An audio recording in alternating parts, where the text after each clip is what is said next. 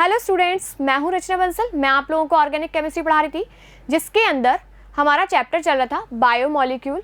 और आज का हमारा टॉपिक है न्यूक्लिक एसिड। न्यूक्लिक एसिड क्या होते हैं? ये एक तरीके के पॉलीमर्स होते हैं। तो देखिए, nucleic acid are giant biomolecule. ठीक है, एक बहुत बड़े बायोमोलिक्यूल्स होते हैं made of monomer called nucleotide. और इनकी जो मोनोमर यूनिट होती है वो क्या होती है? न्यूक्लियोटाइड होती है। अब जैसे न्यूक्लिक एसिड कहाँ मिलता है हमें? न्यूक्लिक एसिड जो अपनी सेल्स होती है ना, लिविंग सेल्स, अपने बॉडी के अंदर जो सेल्स होती हैं उसमें न्यूक्लियस होता है, उसके अंदर अपन को क्या मिलता है? Nucleic acid. क्रोमोसोम्स प्रेजेंट होते हैं, वो किसके बने होते हैं? न्यूक्लिक एसिड के। अब उसके अंदर डीएनए और आरएनए आता है। ये दोनों ही क्या हैं? न्यूक्लिक एसिड हैं। अब इनकी जो न्यूक्लिक एसिड हैं, उनकी जो मोनोमर यूनिट है वो क्या है? न्यूक्लियोटाइड है। अब ये न्यूक्लियोटाइड जो मोनोमर यूनिट है वो कौन कौन से कंपोनेंट से मिलकर बनी हुई होती है वो देख लेते हैं। तो न्यूक्लियोटाइड्स हैव 3 कंपोनेंट्स। फर्स्ट आता है पेंटोस शुगर। अपन कार्बोहाइड्रेट के अंदर शुगर पढ़ चुके थे, जिसके अंदर एक अपन ने पढ़ी थी पेंटोस शुगर, जिसके अंदर 5 कार्बन प्रेजेंट थे। दूसरा आता है फॉस्फोरिक एसिड, जो कि फॉस्फेट के रूप में रहता है। थर्ड आता है नाइट्रोजन बेसिस, मतलब नाइट्रोजन के जो बेसिस होते हैं वो। ठीक है, अब देखते हैं पेंटोस शुगर। पेंटोस शुगर में आता है एक तो अपनी राइबोस, दूसरी आती है डीऑक्सी राइबोस। अब देखते हैं इसका मतलब क्या होता है। इसमें लिखा हुआ है बीटा डी। बताइए जल्दी से आप लोग कि बीटा डी का मतलब क्या हुआ? हमने देखा स्ट्रक्चर, इसमें CH2OH ऊपर है, तो ये वाला कार्बन 1 कार्बन पर जो OH ग्रुप होगा वो कैसा होगा? ऊपर होगा, ऊपर है, तो ये बीटा डी राइबोस हुआ। ठीक है, अब इसके सेकंड पोजीशन पर ये OH ग्रुप लगा हुआ है। राइबोस शुगर के अंदर तो OH ग्रुप होता है, लेकिन डीऑक्सी मतलब ऑक्सीजन का निकल जाना, तो इसकी सेकंड पोजीशन पर जो कार्बन प्रेजेंट है उसके अंदर से ऑक्सीजन का निकल जाना क्या कहलाता है? Deoxy ribose. ठीक है, तो 2 डीऑक्सी राइबोस इसको बोलते हैं। अब देखिए, ये जो राइबोस शुगर है वो किसके अंदर मिलती है? आरएनए के अंदर। किसके अंदर मिलेगी? आरएनए के अंदर। और ये डीएनए के अंदर मिलती है। डीऑक्सी है ना, इसीलिए डीएनए के अंदर ये वाली राइबोस शुगर मिलती है। समझ में आया? Pentose sugar. नेक्स्ट आप लोगों का आता है बेसिस। बेसिस में 2 टाइप्स के बेसिस होते हैं। कौन कौन से?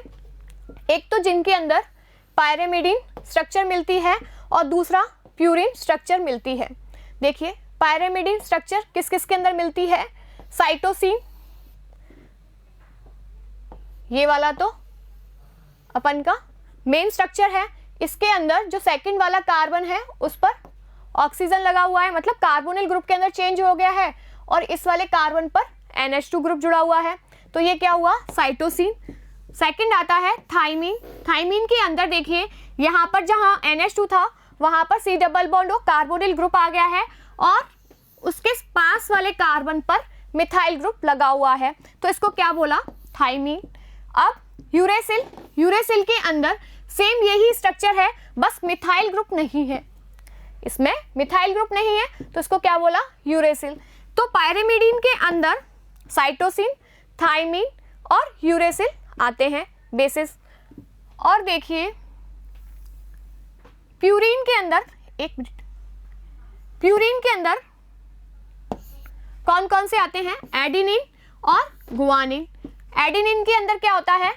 सेम वही स्ट्रक्चर है। एडिनिन में NH2 ग्रुप लगा हुआ होता है, और गुआनिन के अंदर क्या होता है? NH2 ग्रुप इस साइड लगा हुआ होता है, इन दोनों नाइट्रोजन के बीच में। और यहाँ पर ये वाला जो ग्रुप होता है वो किस में चेंज हो जाता है? कार्बोनिल ग्रुप के अंदर। तो ये है अपनी एडिनिन और गुआनिन की स्ट्रक्चर। कैसे याद रखेंगे कि कौन सा प्यूरिन है, कौन सा पिरिमिडीन है? तो देखिए, जिसमें बड़ा वाला नेम आए, पायरेमिडीन आए, तो उसके अंदर आएंगे स्मॉल वाले नंबर, साइटोसिन, थाइमीन और यूरेसिल। और जिसके अंदर प्यूरिन छोटा आए उसके अंदर एडेनिन और गुआनिन। ये लर्न रखने का तरीका है। अब ये बेसिस कंप्लीट हुए। नेक्स्ट आता है आप लोगों का structure of nucleic acid. Structure of nucleic acid के अंदर हम देखते हैं सबसे पहले न्यूक्लियोसाइड बनेंगे, फिर न्यूक्लियोटाइड बनेंगे, देन न्यूक्लियोटाइड जुड़कर आपस में पॉलीन्यूक्लियोटाइड बनाते हैं। तो स्ट्रक्चर ऑफ न्यूक्लियोसाइड के अंदर देखते हैं हम, देखिए इसमें ये पेंटो शुगर है, ठीक है। इसमें C1 वाला जो कार्बन है उस पर बेस लग जाए, कौन से बेसिस, ये वाले साइटोसिन, थाइमिन, यूरेसिल, एडेनिन या फिर गुआनिन, कोई सा भी बेस आकर लग जाएगा तो ये क्या बन जाएगा हमारा न्यूक्लियोसाइड। और कहीं कोई भी चेंज नहीं है, सिर्फ C1 कार्बन पर बेस लग जाता है, उसको बोलते हैं न्यूक्लियोसाइड। नेक्स्ट आता है आप लोगों का स्ट्रक्चर ऑफ न्यूक्लियोटाइड। न्यूक्लियोसाइड बनेगा, फिर यहाँ पर C1 कार्बन पर बेस लगा हुआ है, फिर इसका जो फिफ्थ कार्बन है, फिफ्थ कार्बन उस पर फॉस्फेट ग्रुप जुड़ जाता है। मतलब अपने न्यूक्लियोटाइड के मॉलिक्यूल के अंदर क्या होता है, बेस, शुगर और फॉस्फेट, ठीक है। तो इसके फिफ्थ वाले कार्बन से फॉस्फेट ग्रुप जुड़ता है। एग्जाम में आता है ये वाला क्वेश्चन कि फॉस्फेट ग्रुप कौन से वाले कार्बन से जुड़ता है। अब जो न्यूक्लियोटाइड है, एक न्यूक्लियोटाइड यूनिट दूसरी न्यूक्लियोटाइड यूनिट से कौन से बॉन्ड के थ्रू जुड़ती है, फॉस्फोडाइएस्टर बॉन्ड के थ्रू। जैसे अपना मोनोसैकेराइड थी उसके अंदर ग्लाइकोसिडिक बॉन्ड मिल रहा था, प्रोटीन्स के अंदर पेप्टाइड्स बॉन्ड मिल रहे थे, और इसके अंदर मिलेगा कौन सा, फॉस्फोडाइएस्टर बॉन्ड। तो फॉस्फोडाइएस्टर बॉन्ड कहाँ से बनेगा, थर्ड पोजीशन पर जो OH ग्रुप प्रेजेंट है या फिर फिफ्थ पोजीशन पर जो OH ग्रुप प्रेजेंट होगा उसके बीच में बनता है। तो देखिए फॉर्मेशन ऑफ डाई न्यूक्लियोटाइड, देखिए ये अपना एक न्यूक्लियोटाइड है, ठीक है, और ये दूसरा न्यूक्लियोटाइड है। बेस है, शुगर है और फॉस्फेट है, बेस है, शुगर है और फॉस्फेट है, ठीक है। अब इसके अंदर इसका थर्ड और इसका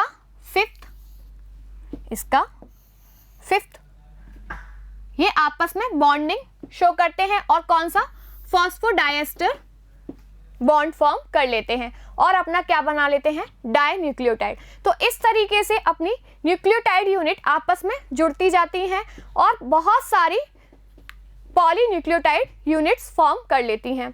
अब पॉलीन्यूक्लियोटाइड्स मिलकर क्या बना लेंगे, nucleic acid. A simplified version of nucleic acid chain as shown below.